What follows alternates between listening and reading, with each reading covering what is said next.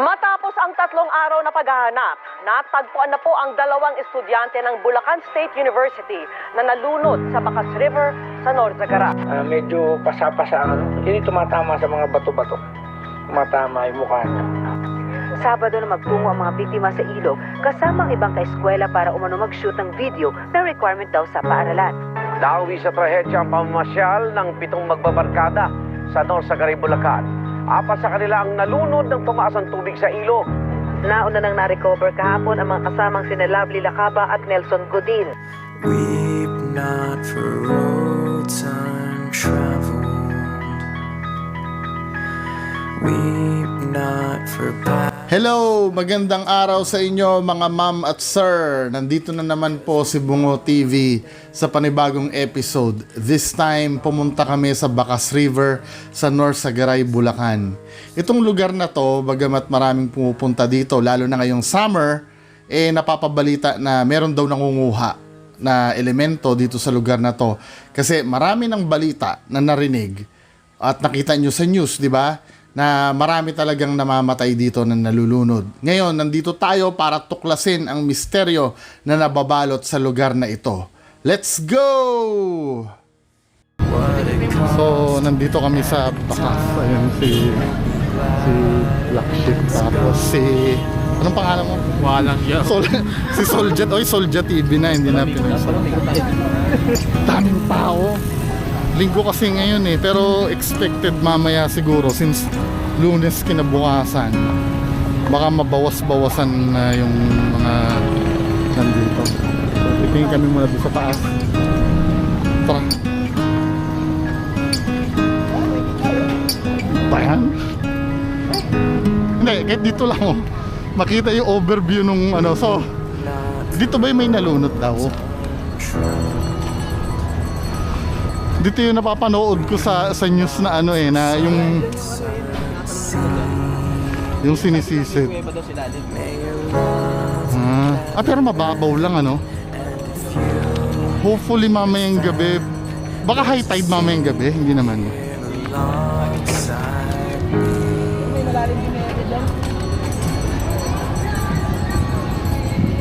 Naku, may maingay boy.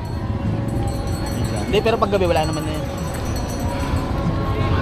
Kahit siguro alas 10 wala na no. Nung nakikita niyo yung mga nagtatalon-talon na yan. Wala akong ano. Layo ng tinatalonan no. Wala akong monopod. Uy, bagong action cam Lumato, puro gas-gas. Mga men, bago. Ako na lang ang sponsoran nyo, bago ang action cam nito. Wala. Naawa na nga ako pati sa cellphone kaya kinalkal ko to kay ate. May drone na doon nagpapalipad. Kinadurin mo no, stago ka. Sinadya talaga namin na pumunta ng maaga para maabutan namin yung liwanag at makita ang kagandahan ng lugar. As expected, dahil linggo nung araw na yon, marami talagang taong pupunta doon. Pero alam namin, mamayang gabi, wala na yan kasi kinabukasan, Lunes na, may pasok na. Tignan yung setup ko. Back to back na action camera. So ang maganda kasi dito sa setup na to, walang makikitang glare dito sa ano ng, di ba dati may ilaw, nag-aaway. Ito at the same time. May ano sa ulo, di ba? Dito kami ngayon sa Bacas River. Kasi di ba maraming rumor dito na may maraming mga nalunod na kung sino-sino. Mamaya bababa ako dyan.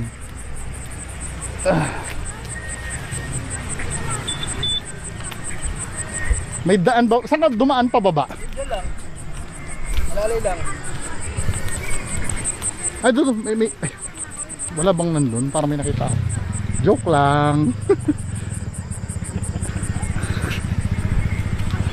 Dito ako bumaba. Ang karan to. So kasama ko si Black Sheep. Sayang wala si Noriel. May nag-ilaw na dun. Saan? Ayun pati yung ilaw yun. Nang-ilaw na. Oo nga no. Baba tayo, dito tayo banda. Kasi pinaniniwalaan mga men, may basura pa oh. Gumawa sila ng upuan nila eh. Pinaniniwalaan na may nangunguha daw dito. Kasi doon sa napanood yun, doon sa unang part ng video ko, di ba? May mga news clippings akong nilagay kung ano yung nangyaring notorious dito sa Bakas.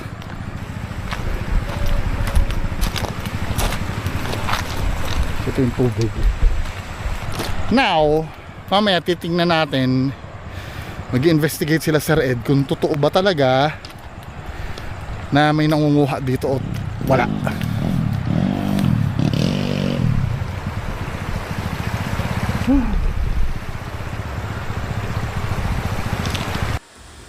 Unang observation, dahil madilim na, kabaliktaran ito ng sitwasyon ng umaga. Nung kaninang may liwanag pa, maraming tao, masaya, tapos pagdating ng gabi, nakakabingi na ang katahimikan dito sa lugar. Nararamdaman mo na yung pagka-creepy ng lugar, yung para bang anytime pwedeng may mangyari. I don't know if sarili ko lang yon na nararamdaman ko dahil naaalala ko yung mga napanood ko sa news sa mga masasamang nangyari dito sa lugar na to. Pero let's find out mamaya. For now, initial reading muna ng EMF sa kapaligiran. So, baseline muna tayo mga kababayan ko. Titingnan natin kung may EMF reading muna.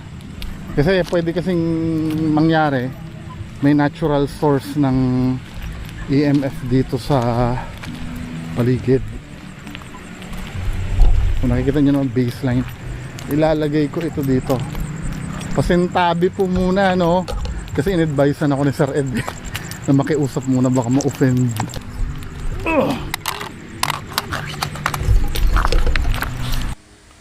So ayan, nakikita nyo naman 0 ang reading. Talagang walang electromagnetic field na nadidetect sa kapaligiran kahit ito ay nasa tabi na ng tubig, kahit may dala akong cellphone. Kasi mamaya, importante ang reading na to sa mangyayari. So, magpe-prepare lang ng konti o umpisahan na yung investigation mamaya. So, nandito kami. Ayan si Pinoy Soldier. Nag-i-interview lang muna sila ng ng mga taga dito. Doon kami mag-i-investigate mamaya doon. Bakas River. Bakas. Okay, let's begin. So dito kami mag-start na kami mag-observe. Observe tayo. Ang gagawin ko, lulusong ako dyan. Ay, tignan ko madulas. Kasi alam ko na may gagawin ako. Lulusong ako dyan. Wait lang ha. Ayusin ko lang yung rig ko.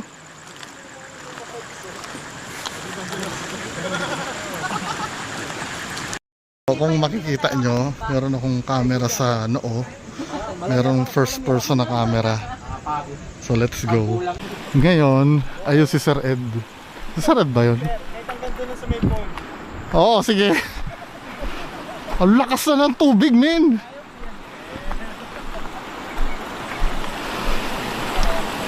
Kasi black sheep pala to. Kala ko Sir Ed.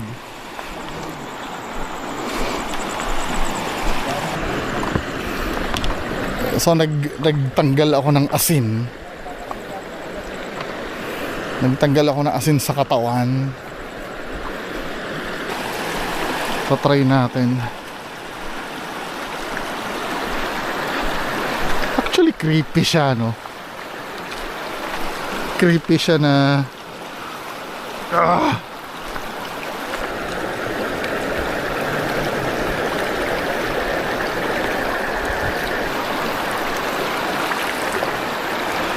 lamig.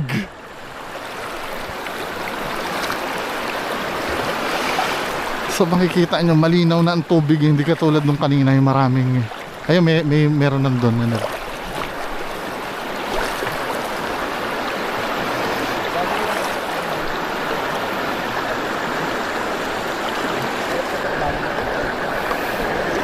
tingnan natin kung may reading dito.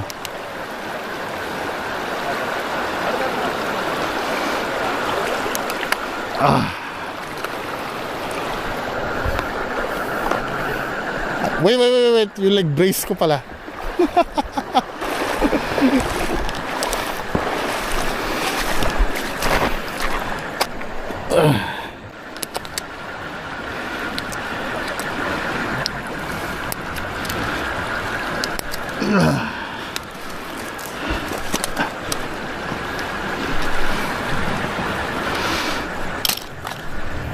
Iwan ko muna yung leg brace ko para di kalawangin. Number one factor, kasi nag-uusap kami dalawa ni Sir MJ eh. Number one factor yung lakas ng current. Sa ibabaw, hindi malakas yung current sa ibabaw, pero yung sa ilalim, para ako natatangay eh. Shit. Ano ba itong ginagawa ko? Mababaw pa naman hanggang doon sa dulo. Ang unang goal ko sana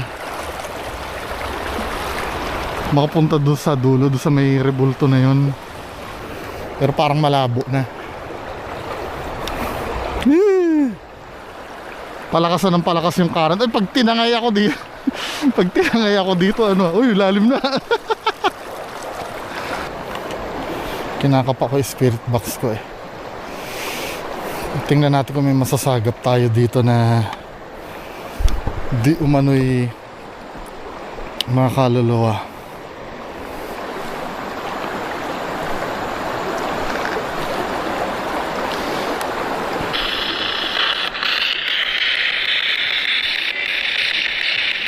So nandito ako, nasa gitna. Palalim na ng palalim din yung ano. So kahit nakasawsaw na ako sa tubig, wala pa rin nangyayari na kakaiba. Tinry kong gumamit ng spirit box para at least kahit papaano makapag-establish ng communication. Nandito ba yung mga ano, yung mga namatay? Ang lakas na ng current nyo. Ay putang ina! Di ba may kasama ako sa likod? May kasama ba ako sa likod? Hindi ko alam if guni-guni ko lang, pero may naramdaman talaga ako na nakatayo sa likod ko kasi tumunog yung tubig. Ano? Ano sabi mo?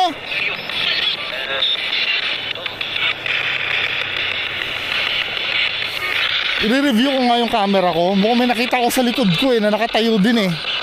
O I don't know kung baka ilaw lang nila yon or ano.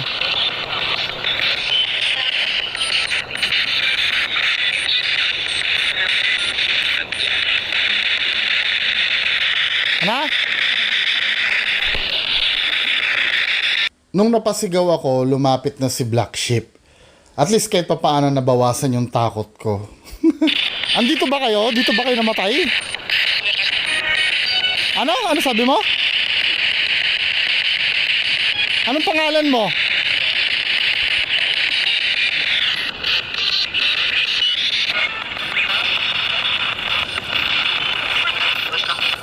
Kamusta daw?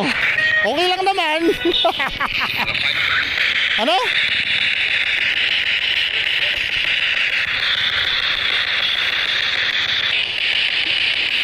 Babalik na ako, lumalakas na yung ano, mukhang matutumba na ako eh.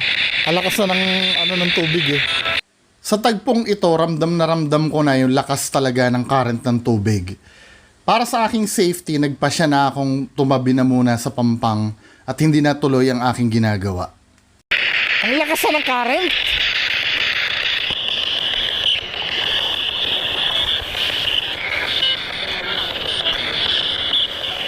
Kanina, feeling ko may nakatayo doon sa likod ko, yung napasigaw ako.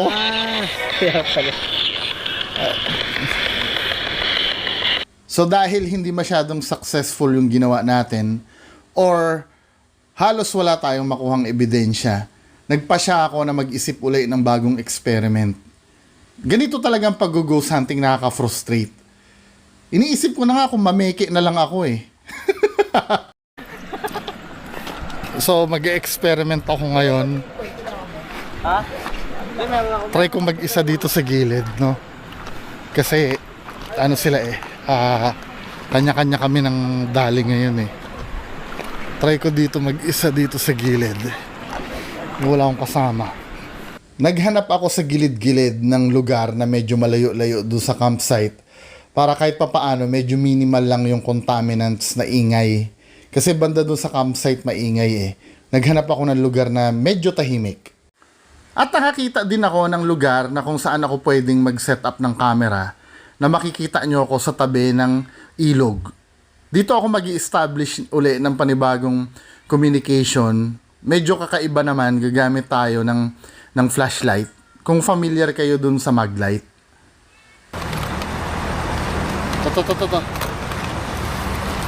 Ito yung Maglite na tinatawag. May mga debunked videos nito sa sa internet. Pero dito, susubukan natin kung responsive siya. Upo lang ako dito. Shit. Ito yung Maglite Dito magre-response kung oo o hindi yung sasagutin ng supposed to be entity na nandito sa paligid. Lalagay ko lang to dito.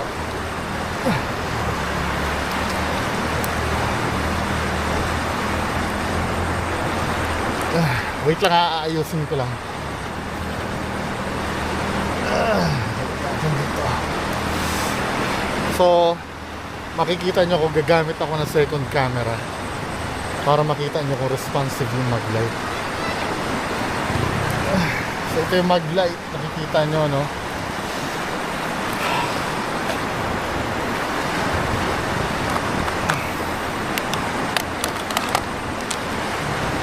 Nandito tayo sa kapaligiran ng Bacas River. Dito mga, kung meron man dito tinanggal ko yung mga asin na dala-dala ko eh. Usually may asin akong dala-dala. Tinanggal ko. Now, kung nandito ka, kung meron man akong kasama, huwag kayo mag-alala, yung mga kasama ko nandun sa malayo.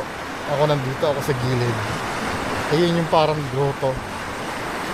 Kung may kasama man ako dito, patayin mo yung ilaw ng Maglite.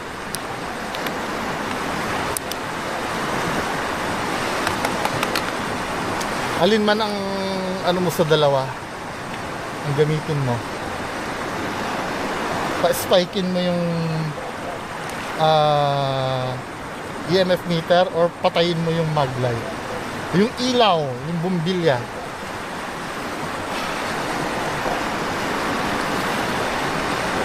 Wait lang, ayusin ko lang. Second try. Alin man dito sa dalawa, pwede mong piliin tong EMF meter or itong Maglite. Alin man dyan, patayin mo. Kapag nandito ka, hahawakan mo lang ito, papatayin mo yung Maglite. Or pa-spikein mo to. Nandito ka ba? Kapag nandito ka, papaluin mo to, then itong isa patayin mo. Mamili ka dyan sa dalawa kung alin yung gusto mong gawin.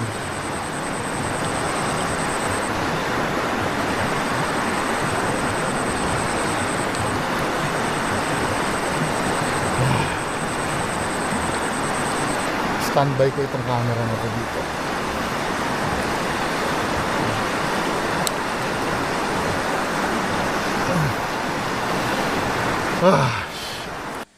Finorward ko na lamang kasi talagang walang nangyayari. Inabot din ako ng halos mag-iisang oras sa tagpong ito na talagang walang response kahit anong gawin ko. Kung may naririnig kayong ingay, no? Kung may naririnig kayong ingay, may nagsuswimming banda doon sa malayo. Malayo naman, pakita ko sa inyo. Banda doon, kung makikita nyo. Ayun ang tatapang kahit sobrang lakas ng anod, talaga sila. Gabi yan delikado yun eh.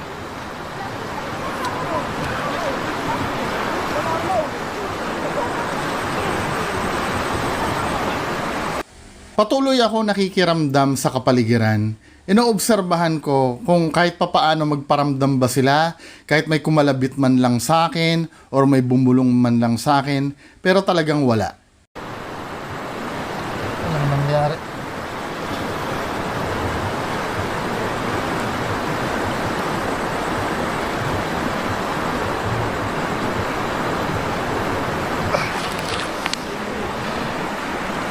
So yun, nakikita nyo, walang response sa EMF. Dito tayo sa gilid ng tubig. Wala.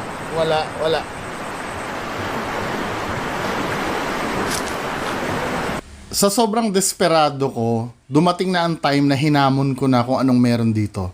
Pero sinasabi ko sa inyo, hindi magandang gawain to, kaya wag nyong gagawin. Kung meron man nilalang na nandito, hilahin nyo nga ako. Sorry hindi pa ako nakikipagbiruan, pero hindi naman yung hila na hihilahin nyo ako hanggang ilog, pero yung enough lang na magparamdam kayo sa akin. Enough lang na magparamdam kayo sa akin, mga kaibigan. So nandito tayo sa bakas. Dati daw, taon-taon daw merong kinukuha to. Taon-taon ba? Or weekly? Kaya ngayon medyo okay na ngayon eh. Kasi bantay sarado ng mga lifeguard. Ito mukhang may lifeguard sa likod ko. Pina-flashlightan yata. Kita nyo nga, malinaw ang tubig.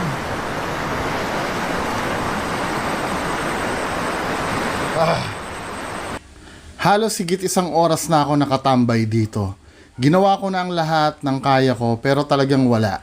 Wala talagang gustong makipag-communicate sa akin. So, olats.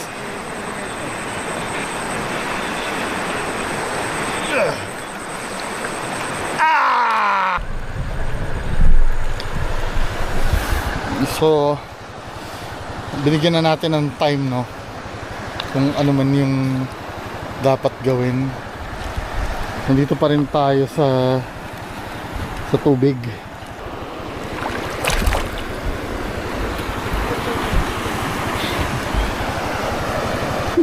Pag nailaglag ko dito yung camera ko, ano ha, sponsoran nyo ko lang bago. Sponsor pag nalaglag ang camera.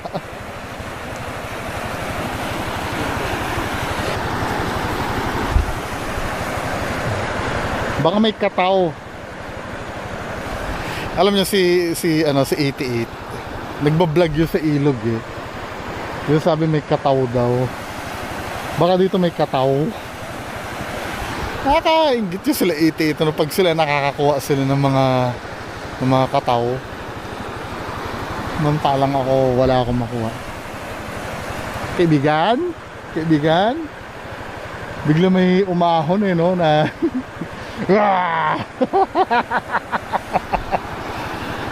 let's go. Wala talaga.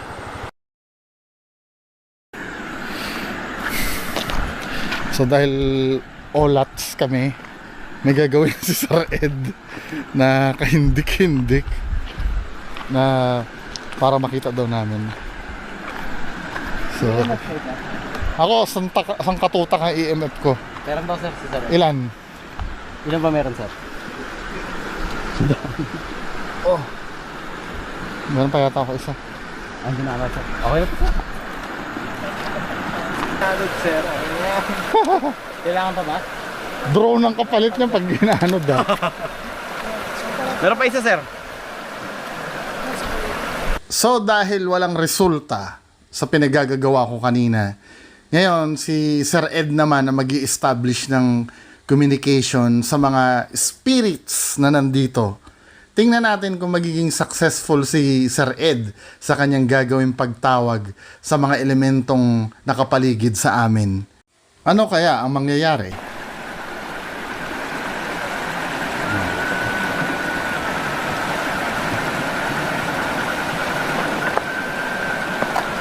Habang ginagawa ni Sir Ed ang kanyang quote-unquote ritual, tumatakbo sa aking isipan, Sir Ed, huwag mo kami ipahiya. Ikaw na lang ang pag-asa namin.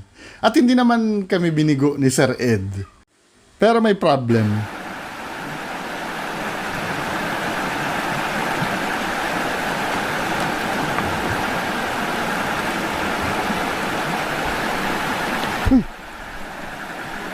Pumitik yung banda dun. Sa may bandang kanan ni Sir Ed. Sana nakapture ko yun. Pumalo yung EMF bandang likod ni Sir Ed. Kaya lang ang problem, hindi na-capture ng camera kasi umupo si Sir Ed. Ginawa ko, naghanap ako ng witness. Pumitik yung banda doon, oh. Hindi nyo na ba napansin? Kita ko sana nakuha ko sa camera ko. Sobrang bad trip ng pangyayari kasi kahit crew ni Sir Ed, hindi rin napansin na pumalo yung EMF meter. So talagang olats na olats, kaisa-isang evidence sana mawawala pa. Hindi ako makamove on. On the spot, gusto ko i-review yung camera. I-replay ko nga. Nag-standby ako ng isang camera. I-replay ko yung isa. Pero sadly, nung ni-review ko, wala talagang nakita sa camera na harangan ni Sir Ed. Pero tinuloy ko pa rin ang pagkuha ng video at hindi naman kami binigo. Ito naman solid.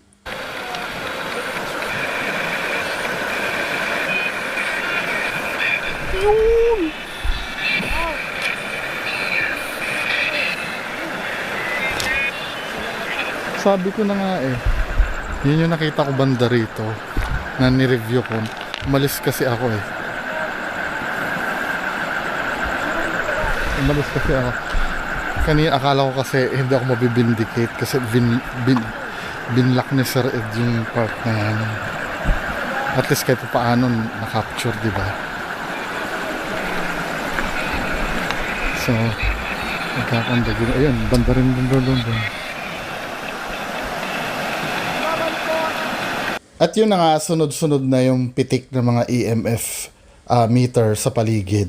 Sa kabuuan ng investigasyon na to, abangan nyo sa channel ni Sir Ed. Kasi kanina, sobrang hirap makasagap ng EMF reading. Di ba kanina, nakahiga na ako kanina. Ngayon lang siya nagre-respond nung nag-ano si Sir Ed. Ayun! Utang na, nag-full scale. Nag-full scale kanina, di ko na inis. Ang hirap hulihin ang puta. Lipat-lipat eh, kung tatlo ginagamit eh. Kanina nandun ako, magdamag ako nakahiga doon kanina, wala nagre-response eh. Sinasama na yung pama, laptop, wala pa rin. So yun yung kanina yung tinatawag ni Sir Ed. Ni-review ko kasi kanina, hindi na-capture. At least kahit pa paano na-vindicate ako, di ba? Isang oras ako na nakasawsaw. Ngayon na nagre-response nung tinatawag ni Sir Ed. I don't know, no? Hindi ko pala i-declare ang paranormal, pero kayo na yung bahalang magsabi. Basta wala ako i-declare ang paranormal. Ayoko maglumitaw na bias. Kasi sasabihin ng iba, porket ka ano mo, porket ka kampi mo. So mga kababayan ko, at the end of the day, kayo pa rin ang magde-decide kung ano ang tingin nyo sa inyong napanood. Kami lang ay nag-investigate at ibibigay lang namin sa inyo kung ano yung resulta nun. Anyway, interview na lang natin si Sir Ed after ng mga ginagawa niya. Baka lobat na. Sir Ed, ano size up mo dito? Pang na ito. Ano yun? Kaluluwa ng namatay or namatay? Kaluluwa ng nalulun. Pero may elementals or ano? Tapos pero hindi present ka. Mas ano yung mga nalunod? Oo, nalunod dahil kapabayaan. Kapabayaan. Walang connection yung elementals sa pagkalunod nila. Pero nandyan sila. Nandyan sila, meron. Oo. Pero hindi sila responsible. Doon sa pagkamatay. Otherwise kasi kung responsible, itong mga elementals na yan, magre-respond siya, mag-explain yung sign nila. Kasi una, Kasi may reason kung bakit nila gagawin yun, di ba? yes, kung ikaw ay nag-invade sa kanilang territory or nalaban mo yung kanilang rules, pwede ka nilang saktan. Pero kung wala ka namang ginagawa, hindi ka naman makakalimutan. So kaya nga, ang ginawa ko kanina, nag-alay ako dyan. So yun, nag-alay ko yun, para i-welcome nila tayo. Supposed to be, dapat kung sila yung may kasalanan, dapat magre-respond sila.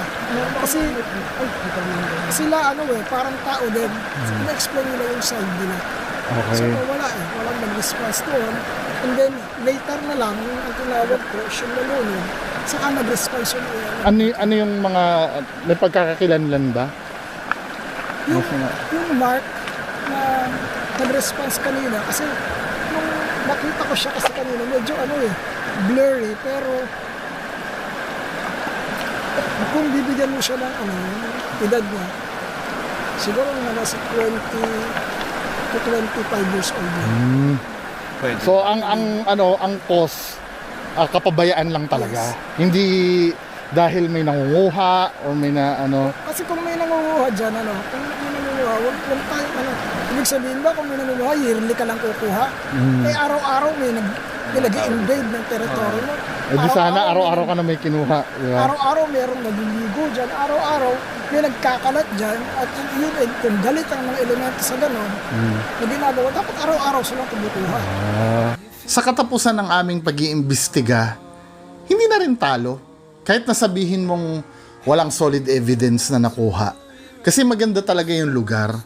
Sobrang ganda ng lugar na pwede nyong puntahan ng buong pamilya nyo. Katulad ngayon, summer, di ba? Pwede kayong pumunta dito at pwede kayong magsaya. Kaya lang, katulad ng sinabi ni Sir Ed, ang kadalasan na nagiging cause ng mga pagkakuha ng buhay dito or ng kamatayan ay ang hindi pag-iingat ng mga pumupunta dito. Yun ang main reason.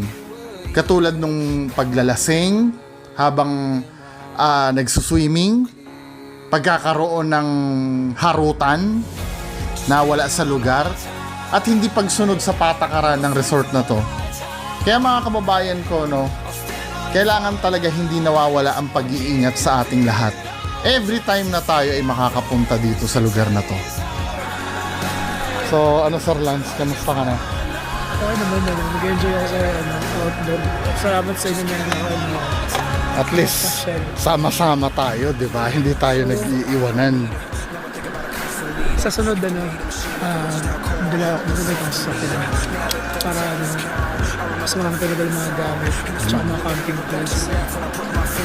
So yun na, muntik na kasi hindi makasama Sir Lance kasi pero medyo panalo na rin to investigation na to kasi yung banda doon nakatunga nga ako doon kanina pa, walang nangyayari doon sa sinetap ko yung flashlight, sinetap ko yung tapos si Sir Ed, di ba, naglatag siya ng mga EMF. Sabi kong ganon, magiging skeptic ako dito. Pagka walang nangyari dito sa mga EMF na yan, ayawan na. Pero ba dulo lumakas yung dulo? Oo, hindi kasi nung nagtatawag siya, bigla siyang, binibidyohan ko yun eh. Sabi ko, pumalo ka kahit isa lang, maligaya na ako. Kasi ayoko mapahiya, di ba? Baka sabihin, pumalo, gumanyan si Sir Ed, natakpan yung EMF. Sabi ko, tangina yun yung last chance na, Pero may part na di ba? Oo, nung bandang huli, doon na naging abundant na yung niya. So, hindi na rin talo. At least ako, tinry ko na, siguro, wala akong ability kasi siguro. Pero, tawag na daw tayo. So, ang pinaka maganda dun, may nangyari. Pero wala pa rin idideklarang paranormal. Kayo pa rin ang bahala. Sana nag-enjoy kayo dito sa episode. Ayan. Maraming salamat sa lahat ng suporta. From Bacas River. Bye.